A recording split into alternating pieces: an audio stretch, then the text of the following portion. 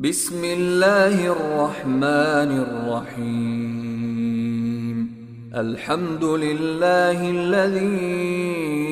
أنزل على عبده الكتاب ولم يجعل له عوجا قيما لينذر بأسا شديدا من لدنه ويبشر المؤمنين الذين يعملون الصالحات أن لهم أجرا حسنا ماكثين فيه أبدا وينذر الذين قالوا اتخذ الله ولدا ما لهم به من علم ولا لآبائهم